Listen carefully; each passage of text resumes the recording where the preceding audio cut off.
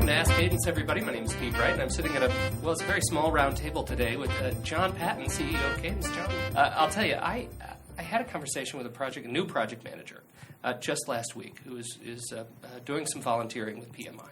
And one of the things that she said provided an echo to me from this last year's Congress down in Atlanta, which was OPM3. OPM3 is an acronym I'm seeing everywhere. And I know that it represents something big in this industry, in this field. I'm not sure I understand what it is, and I'm hoping that I'm not alone and that you can introduce it for us, for our listeners. Well, I sure can, Pete. What is it, and why should I care? Let's start with what the acronym means first.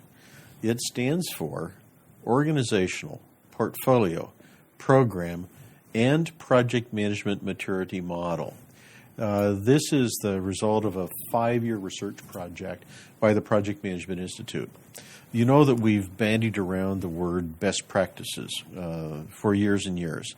And best practices can be very weakly the opinion that somebody has about a best practice. Or a best practice can be determined as a universally recognized practice. However, to really set the benchmark, PMI, Project Management Institute, made a great investment with 30,000 people who were polled, an 800-person project team working and studying over a 5-year period to come up with 557 best practices in these 3 areas. Now remember again, Pete, that those are portfolio, program, and project management. Then there had to be some way to measure an organization's progress on improvement in these 3 areas. So the quality improvement methods of standardize, measure, control, and improve were also pulled into this matrix. Now, if a 2-dimensional matrix is not complex enough, Pete, let's bring in the 3rd dimension, which is how do these 3 domains, project management, program management, portfolio management, get improved within the life cycle of initiate, plan, execute, control, and close out a project. So if you've got all this in your head, we've got 557 best practices in this area. Each best practice has 2 to 9 competencies. Each competency has a key outcome, and each outcome has a key performance indicator. So you've got all these things in the mix here, and it was quite a discovery. It is really an expression of the complexity of project management, and then the fact that there are defined best practices within this change management environment. Project management is change management. Now, with all of those best practices, it became absolutely clear from the beginning that we would need an automated tool to work with it and to massage it. That has been put together, and there is also, I think, one of the great values of the database and tool that's used in assessing best practices within a company and in selecting which best practices we're going to implement is that there is a set of dependency relationships among best practices. This was something that came out through serendipity during the research. We asked this question, why do some companies try to implement a best practice and not succeed? And we found that there are dependencies within this best practice that come from some other side best practice.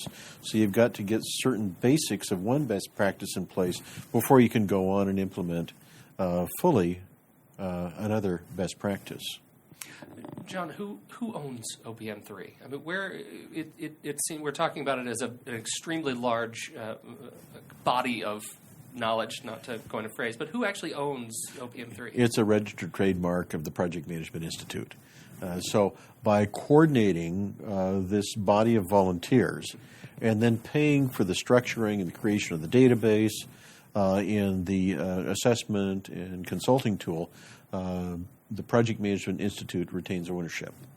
Now, what strikes me about this is in previous sort of standards delivery from the Project Management Institute, it seems to be very project-focused, very project manager-focused, very individual-focused. And this, what is interesting is the vast investment in organizational focus. Yes. I think, Pete, you're reminding me of something that I didn't explain as something which will be present in the next version of OPM3.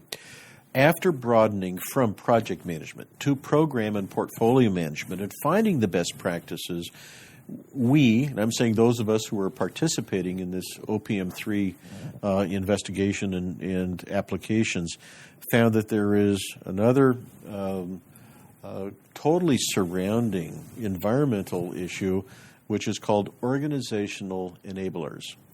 What kinds of things does the organization have in place to enable the implementation of best practices in project management? Sometimes things fail. We hear this over and over again from practitioners. We don't have organizational support for what we're doing, so it's like swimming upstream. We're going to do it anyway. But then we have these organizational enablers, which we've identified as well, which will enable the faster, better implementation of best practices. This brings up so many questions, John. I think we could go for many, many hours on this topic, and I know many have. But I hope you'll come and sit down one more time and talk about OPM3 again. You have another point? Yes, I very much would like to make the point, Pete, that I'm excited about this topic. I was so impressed by it when I first saw it that I decided to volunteer during its implementation for the membership on the certification committee, certifying assessors and consultants as people who have accumulated the knowledge to work with OPM3. And part of that actually resulted in my becoming chair of the certification committee. So I'm increasingly exposed to it. I believe in it very strongly. And I think probably in one of our next topics, Pete, we should talk about, well, what is the value to the community of having this standard? I think in this one, I wanted to focus more on what is the standard. You certainly helped me get my arms around it, John. I hope this has helped educate some others who are listening. And please join us again next week for continued discussion of OPM3. This has been Ask Cadence.